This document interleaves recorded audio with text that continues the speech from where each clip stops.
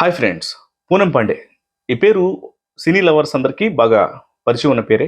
అలాగే cricket fans కూడా ఈ పేరు బాగా తెలుసు. ఎందుకంటే మనకు 2011లో ఇండియా వరల్డ్ కప్ గెలిస్తే తను నగ్నంగా డాన్స్ చేస్తాను, బట్టలిప్పేసి అందరికీ కనిపిస్తాను అంటూ రకరకాల హాట్ కామెంట్స్ చేసింది ఆ టైంలో.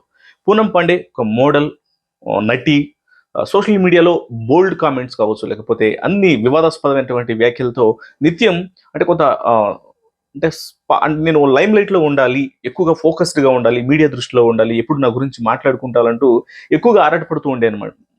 ఆరాటపడుతూ ఉండేటువంటి మనిషి అనమాట. ఇలాంటి వ్యక్తికి సంబంధించి అంటే తను ఎన్ని సినిమాలు చేసినప్పటికీ కూడా సినిమాల్లో అంటే తను ఈవెన్ ఏ సర్టిఫికేట్ సినిమాలు చేసినప్పటికీ కూడా, బి గ్రేడ్ సినిమాలు చేసినప్పటికీ కూడా, చాలా బోల్డ్ కంటెంట్తో ఉన్నటువంటి సినిమాలు చేసినప్పటికీ కూడా తనకు కావాల్సినటువంటి పాపులారిటీ అనేది తన సినిమాల ద్వారా దక్కలేదు. ఒక మోడల్గా ఎప్పుడు సోషల్ మీడియాలో హల్చల్ చేస్తూ ఉంటది. ఇట్లనే ఏదైనా అకేషన్ వచ్చినప్పుడు బట్టలు ఇప్పేస్తానని చెప్తూ ఉంటది, లేకపోతే నగ్నంగా నిలబడతానంటది. ఇలాంటివన్నీ చేస్తూ ఉంటది. కాకపోతే 2011లో తను ఈ కామెంట్స్ చేసినప్పుడు వరల్డ్ కప్ గెలిస్తే ఇలా తను ఎప్పుడైతే వచ్చి ఇట్లా నగ్నంగా నిలబడుతున్నప్పుడు లాండ్ ఆర్డర్ పోలీసులు ఊరుకోరు కాబట్టి అట్లాంటివి కుదరలేదు. కానీ తను ఒక సపరేట్ యాప్స్‌ని ఓపెన్ చేసుకొని తను చేసేటువంటి బోల్డ్ కంటెంట్‌కి ఆ ప్లాట్‌ఫామ్‌ని అంటే ముఖ్యంగా యాక్సెప్టెన్స్ ఉన్నటువంటి ప్లాట్‌ఫామ్‌లని సెలెక్ట్ చేసుకొని ఆమె అక్కడ తన బోల్డ్ కంటెంట్ మొత్తాన్ని కూడా అందులో పెట్టుకుంటూ ఉంటది. అలాంటిది సో మొత్తం ఓవరాల్‌గా ఈ మధ్య కాలంలో అసలు పూనం పాండే అనేది మనం చాలా వరకు మర్చిపోయారు. సో జనాలు మర్చిపోయారు అనుకున్నదో ఏమో తెలీదు కానీ ఒక్కసారిగా ఎవరు చేయకూడనటువంటి పని చేసింది. దానికి ఒక ఎక్స్‌ప్లనేషన్ ఇచ్చుకుంటా అసలు ఒక నీచమైనటువంటి పనికి ఒడిగట్టింది. దానికి సంబంధించి కొంత కవర్ చేసుకున్నటువంటి ప్రయత్నం కూడా చేసింది. ఇంతకీ ఏం జరిగిందనేది ఈ వీడియోలో మాట్లాడుకుందాం. పూనం పాండే గత కొంతకాలం నుంచి సర్వైకల్ క్యాన్సర్‌తో బాధపడుతోంది.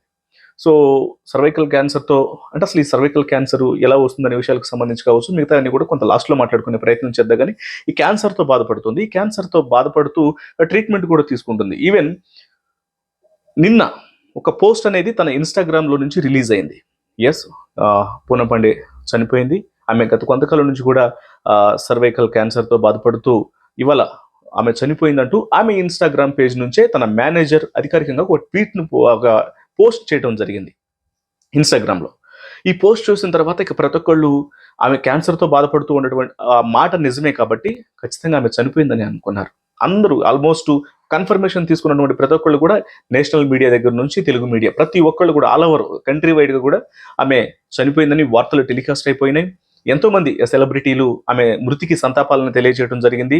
సోషల్ మీడియాలో ఉన్నటువంటి అనేక మంది నెటిజన్లు కూడా అయ్యో ఎంత బోల్డ్ కంటెంట్ చేసినప్పటికీ కూడా లైమ్ లైట్లో నిలిచిన మనిషి కాబట్టి, ఒక సెలబ్రిటీ కాబట్టి ఆమె ఎవరైనా ఎవరు చనిపోయినప్పటికీ కూడా ఆత్మకు శాంతి చేకూరాలంటే మనస్ఫూర్తిగా కోరుకుంటారు కాబట్టి అట్లనే ఆమె యొక్క మృతికి కూడా ప్రతి ఒక్కళ్ళు సంతాపాన్ని తెలియజేసినటువంటి పరిస్థితి. బట్ వితిన్ 24 అవర్స్లో మ్యాటర్ ట్విస్ట్ అయిపోయింది. ఏ పని అయితే చేయకూడదు, పబ్లిసిటీ కోసం ఎంత చండాలమైనటువంటి పనికైతే ఒడిగట్టకూడదో దాన్ని నిరూపిస్తూ తన చావు అబద్ధం అంటూ ఇవాళ ఉదయం ఒక వీడియో ద్వారా బయటకు వచ్చింది పూనం పాండే. ఈ వీడియో చూసిన ప్రతి ఒక్కళ్ళు కూడా ఆమెను సోషల్ మీడియాలో దుమ్మెత్తిపోయడం స్టార్ట్ చేశారు. అసలు చావు మీద ఎవరన్నా కామెడీ చేస్తారా? రకరకాలుగా చేయొచ్చు. నువ్వు కిడ్నాప్ అయ్యావని చేసుకో, లేకపోతే ఇంకేదో జరిగిందని చూసుకో, లేకపోతే సర్వికల్ క్యాన్సర్ ఇంకొంచెం రికవరీ అయిందనో, లేకపోతే ఏదో ఒకటి చేసుకోవచ్చు. కానీ బట్ ఇలా చావును జోక్ చేయటం ఏంటి అంటూ కూడా ఆమె మీద విరుచుకుపడుతున్నటువంటి పరిస్థితి కనిపిస్తుంది. అయితే తను రిలీజ్ చేసినటువంటి వీడియోలో కూడా తను మాట్లాడినటువంటి మాటలు, తను ఎందుకు నేను చనిపోయానంటూ కూడా ఫేక్ చేయాల్సి వచ్చినటువంటి దానికి ఇచ్చినటువంటి ఎక్స్ప్లెనేషన్ చేస్తూ రిలీజ్ చేసిన వీడియో కూడా చాలా వరస్ట్ ఎక్స్ప్లెనేషన్. కవర్ చేసుకునే ప్రయత్నం కూడా చాలా బెడిసికొట్టిందని చెప్పుకోవాలి. ఆవిడ ఏం చెప్పిందంటే, ఎంతో కాలం నుంచి సర్వైకల్ క్యాన్సర్ అనేది దేశాన్ని పట్టి పీడిస్తోంది. ఎంతోమంది అమ్మాయిలు యొక్క క్యాన్సర్ బారిన పడి మృత్యువాత పడుతున్నారు. ఇలాంటి వాటి పట్ల నేను అవగాహన కల్పించడం కోసం ఇలా చేస్తున్నాను. నేను ఇలా చేయాల్సి వచ్చింది. దీన్ని ప్రతి ఒక్కళ్ళు అర్థం చేసుకుంటారు అనుకుంటున్నాను. చాలా మంది తిట్టుకున్నప్పటికీ కూడా నేను ఇప్పుడు చనిపోయానని వార్త బయటకు వచ్చింది కాబట్టి ఇప్పుడు అందరూ దీని గురించి మాట్లాడుకుంటున్నారు అని తెలియజేసింది. బట్ ఇక్కడ ఈ ఈ చండాలమైనటువంటి స్టేట్మెంట్ కంటే ముందు అసలు ఏం జరిగిందంటే, నిర్మలా సీతారామన్ బడ్జెట్ను ప్రవేశపెడుతూ కూడా ఆమె కొన్ని ఈ యొక్క సర్వైకల్ క్యాన్సర్ గురించే కొన్ని స్టేట్మెంట్లు కూడా పాస్ చేయడం జరిగింది. 9 నుంచి 14 సంవత్సరాలు ఉన్నటువంటి యువతులకు ఈ ఫ్యూచర్లో సర్వైకల్ క్యాన్సర్ ప్రాబ్లమ్స్ రాకుండా వ్యాక్సినేషన్ డ్రైవ్ను చేపట్టబోతున్నాము, ప్రతి ఒక్కళ్ళను కూడా అలర్ట్ చేస్తున్నామంటూ మొత్తం డైరెక్ట్గా ఒక ఆర్థిక శాఖ మంత్రే దీనికి సంబంధించినటువంటి ఒక స్టేట్మెంట్ని కూడా పాస్ చేసింది. ఇంత అంటే కేంద్ర ప్రభుత్వం ఇంత జాగ్రత్తలు తీసుకుంటూ కూడా తను మెన్షన్ చేసిన తర్వాత ఇలాంటి పోస్టులన్నీ పెట్టి ఇప్పుడు అందరి దృష్టిని ఆకర్షించడం ఏంటి కూడా అంటూ కూడా ప్రతి ఒక్కళ్ళు తిడుతున్నారు. సో ఇది వాస్తవానికి పూనం పాండే సర్వైకల్ క్యాన్సర్ నుంచి గత కొంతకాలంగా బాధపడుతున్నారు. అసలు ఆమె ఎందుకు వచ్చి ఉంటుందంటే ఆమెకి వచ్చింది అనే దానికి సంబంధించి అందరికీ పెద్దగా ఆశ్చర్యం లేదు. ఎందుకంటే గతంలోనే తను శామ్ బాంబే అనేటువంటి వ్యక్తిని పెళ్లి చేసుకున్నప్పుడు తను అసహజ శృంగారానికి తనను ప్రేరేపిస్తున్నాడు. తనను అంటే ఎలా పడితే అలా సెక్స్ కావాలంటున్నాడు, ఎలా పడితే అలా చేయమంటున్నాడు, నాకు నచ్చని విధంగా కూడా చేయమంటున్నాడు అని ఆమె స్టేట్మెంట్లు పాస్ చేసి ఆమె పోలీసులను కూడా ఆశ్రయించింది. హింసిస్తున్నాడు అని గృహ హింస కింద పెళ్లి చేసుకున్న వ్యక్తి మీద కేసు పెట్టింది. ఆ తర్వాత మళ్ళీ కొన్ని రోజులకు తను అర్థం చేసుకుంటున్నానంటూ ఇద్దరు కలిసి ఒకే ఫ్లాట్లో ఉన్నారు. మళ్ళీ తను హింసిస్తున్నాడు కేవలం ఈ శృంగార పరంగానే, సెక్స్ పరంగా తనను ఇబ్బంది పెడుతున్నాడు, తనకు ఎలా కావాలంటే అలా చేస్తున్నాడు అంటూ కూడా మళ్ళీ అలా తన మీద కేసు పెట్టినటువంటి పరిస్థితి ఉంది.